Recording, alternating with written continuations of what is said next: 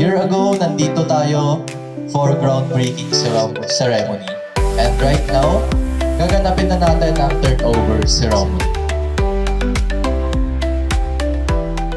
First of all, I would like to welcome the Espinosa family, especially to Sir Marlon and then Ma'am Yvonne Espinosa.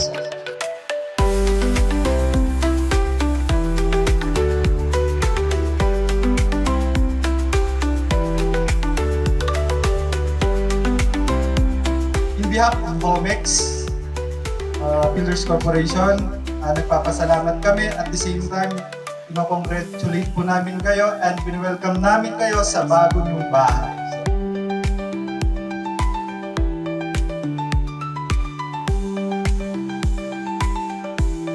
So, maraming salamat sa inyong tulong na gawin ang aming bahay. Pasensya na, kung na-blood ako pag nagtatanong ako. No? Ganyan talaga. Ang gusto lang namin is mapaganda yung aming bahay. Kasi dito kami titira. Laki ng mga bata. Okay? Maraming salamat at sana sa susunod meron pa tayong project.